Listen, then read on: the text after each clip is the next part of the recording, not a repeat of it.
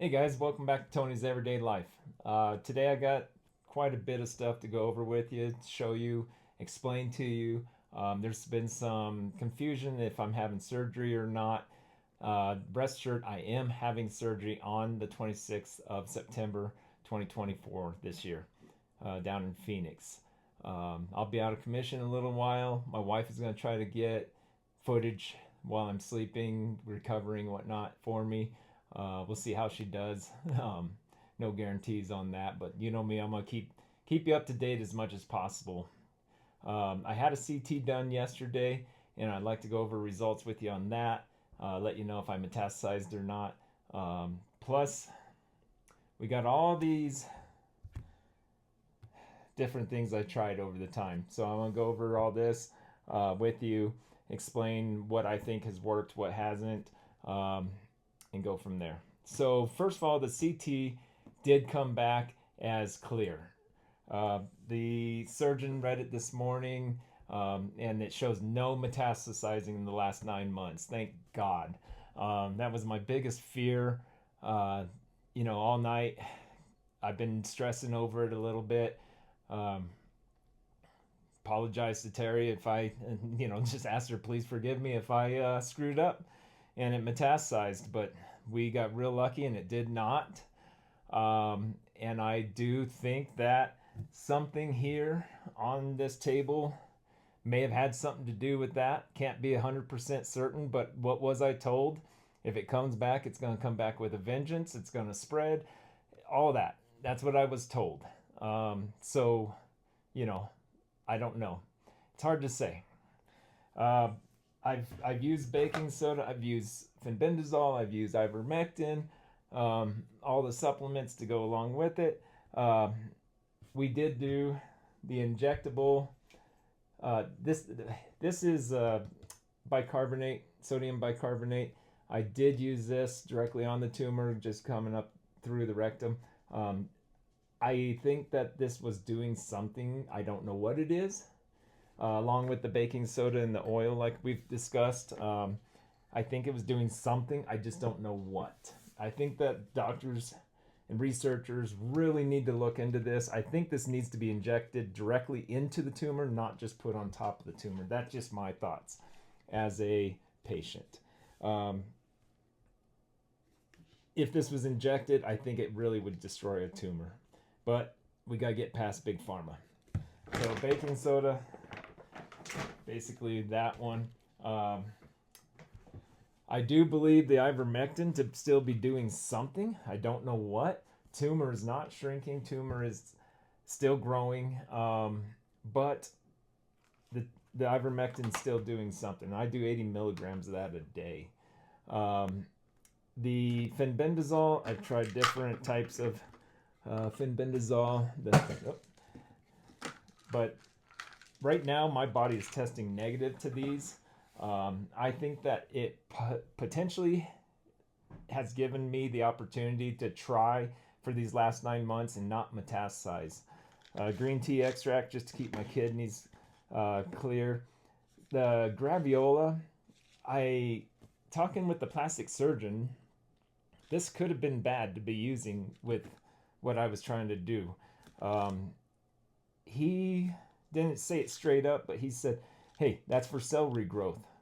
Well, as cells are growing, that just like with chemo is not saying, okay, this is a bad cell, this is a good cell, only kill the bad cell. It's killing all the cells. Well, with the graviola, it might be the same thing. It might be saying, hey, just grow cells.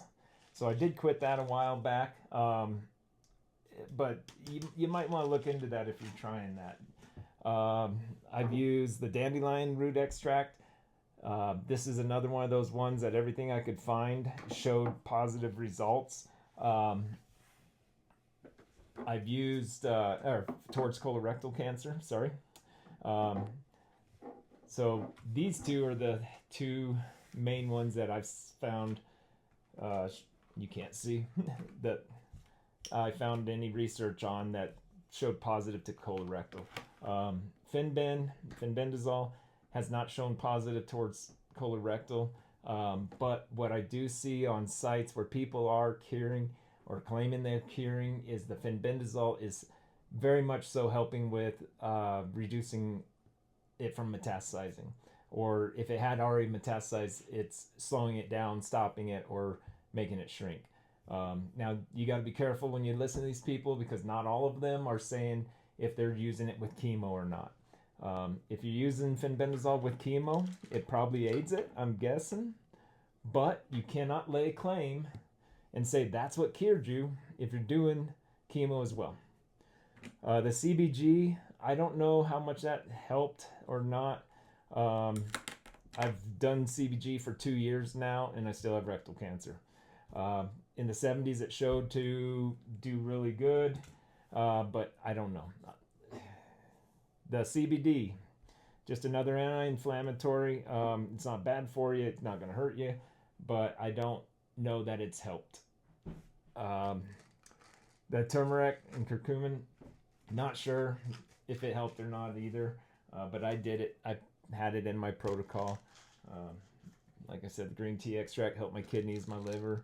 Turkey tail mushroom, I'll continue turkey tail mushroom just because it's good health benefits and keeps your immune system good. The tutica helps also with the liver and the kidneys, of course, and the serapeptate as well. That's supposed to help aid fenben in reducing the tumor from what I understand. And then I use the clear lungs, I actually out of it, just to help keep my lungs clear all the time. And because it is pepper, helps everything else absorb. So what am I going to do after surgery, you might ask? If my body tests good on fenbendazole, I will start it back up. If it continues to test good with dandelion root, I will continue to use that. If it continues to test good with the ivermectin, I will continue to use that.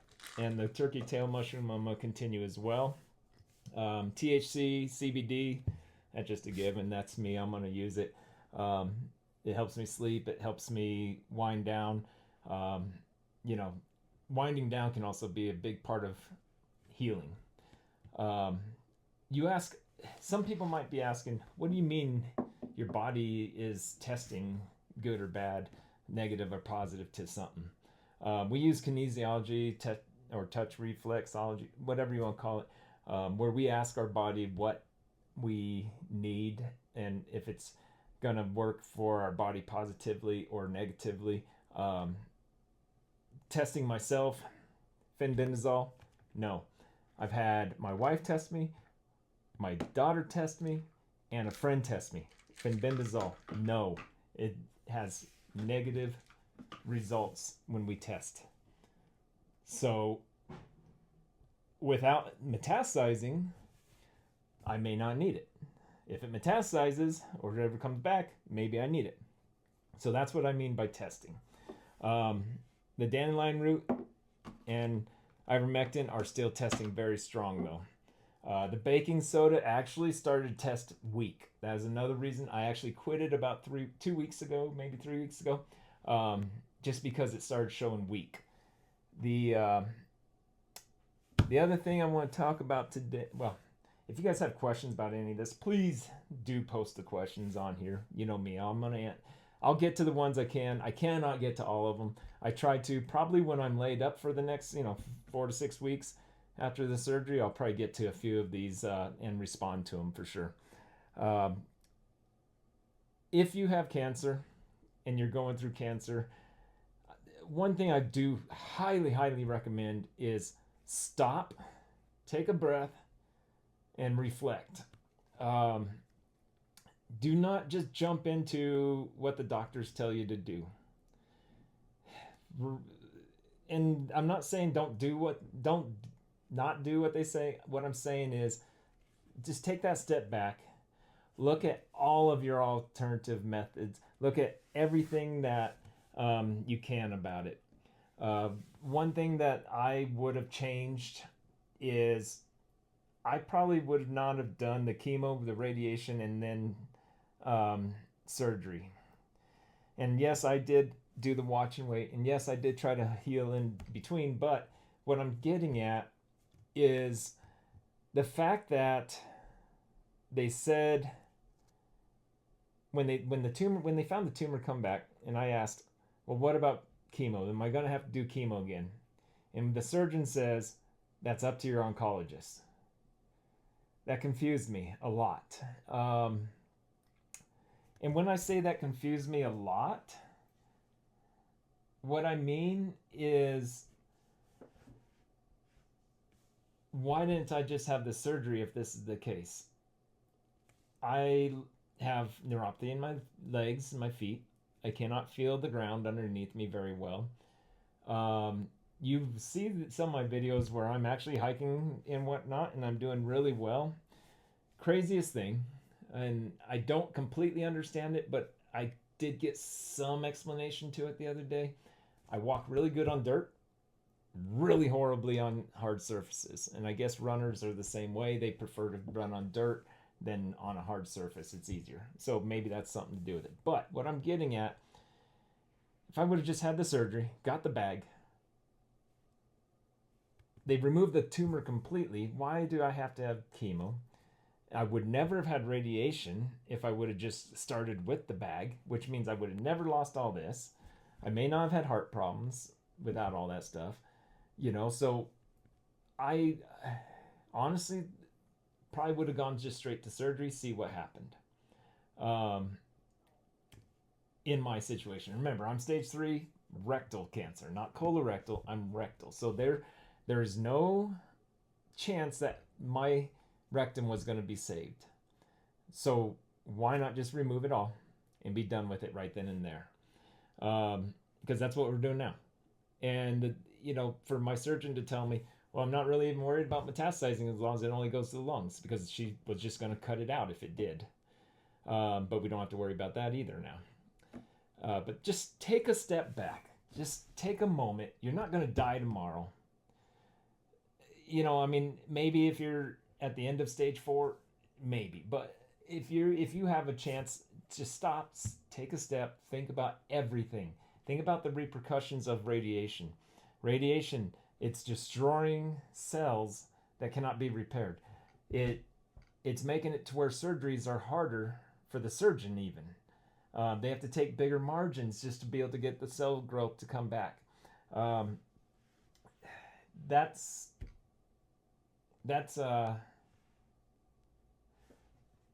So if they have to take bigger margins, then why even do that? Just get rid of it completely. Just take the margins there that need done. So that's my take on that part. Also, huge thing on that whole subject, ask questions. You probably don't know what questions to ask. You need to ask, what is the chemo going to do to you long term? What is the radiation going to do to you long term? What is the surgery going to do for you? What would, ask any questions that you can possibly think of and that you can come up with. They don't, one thing I've noticed about doctors, especially with cancer, they give you information. They give you just enough information, but they don't give it quite all to you. They want you to ask that question to get the answer. I was on the phone with the urologist because he's going to be there as well, because the prostate and the rectum are connected with tissue, and his job is going to maybe be to remove that tissue. If they have to go deeper, then it's his job to go deeper. Anyway, he was just telling me he's just there on standby. I asked more questions. Well, he actually might be putting shunts in so that way they can feel for things. He might be there. It sounded like after I questioned him more than what he was just telling me, he's going to be there and he's going to actually be a big part of the surgery. So understand all that, ask questions and then ask more questions. Ask them, what else do they have for you? What's their position and everything. Just keep asking questions. look it up on the internet, see what questions you should ask for your particular cancer, but know that you don't need to make a decision right then and there. For most of us, we have time to make a decision. If you are going through rectal cancer, I'm going to give you the biggest uh, thing of advice that I can give you. No matter what treatment plan you choose, and remember, that treatment plan is your choice, not the doctor's choice. Whatever treatment plan you use, the first thing that you should buy, and I regret waiting a year and a half to do this, is a bidet attachment. You will be so much better off with this attachment. They don't tell you that, but you know, during radiation, I went through 5 weeks of diarrhea, and there was immense pain because of it from wiping. If you're gonna do that, and most people only end up with a week of diarrhea, but still, that product will help you significantly. So make sure you do that. Um, there's just these little things like that. Don't be afraid if you do the radiation to wear diapers. It happens, dude. I'm telling you, radiation will damn near kill you. Well, at least it almost did me. But be prepared for anything. Ask questions, and just don't be too macho or whatever to get whatever you need to make yourself comfortable. Um, I'm going into this surgery. I'm ready. I even told the doctor today or my surgeon, hey, I'm ready to go tomorrow. I'm done with this anticipation. The anticipation is the worst part, but it's okay. I can wait. We're going camping tomorrow. Terry and I are going to take off, and we're going to get out of here for a few days. Have the kids come watch the dogs, and we're going to go enjoy a little bit of time away. We've got everything set up for some relaxation, basically. I'll get out there. I'll probably do some more videos. I always get a what do you want to call it? A little bit of creativity when I'm out camping. So expect probably another video before surgery there. I will try to do some videos along the way before surgery. Uh, you know, I love all the support I've gotten from you guys. You guys dropping comments. I love reading them. Sorry I don't answer back to all of them. I'll try to do better in the future, of course. But, you know, just be ready for the surgery is the big thing. And I'm healthy. I'm staying healthy. I'm doing elderberry as well every day right now to stay healthy, along with the turkey tail mushroom. I mean, these are the turkey tail mushroom, dandelion root, and ivermectin, and the elderberry is all I'm doing now, and we're good to go there. The THC, I did ask my doctor, my surgeon, about that, and she did say I can continue it up to the day of surgery, no problem. I just gotta as I always do, I just gotta let my anesthesiologist know. They'll just adjust the meds and be aware that that I have THC in my system. But do what you gotta do. So you guys have a great day. Leave a comment. Let me know where you're coming from. I love seeing different parts of the world come up, or even different parts of the country. And we'll talk to you guys soon. I may even do a Q&A. It might surprise you. I might do a Q&A while we're out camping. Just as one last little Q&A before we go into surgery, in case anybody has some questions. So thank you for tuning in. Don't forget to subscribe, and we'll talk to you guys later. Have a great day.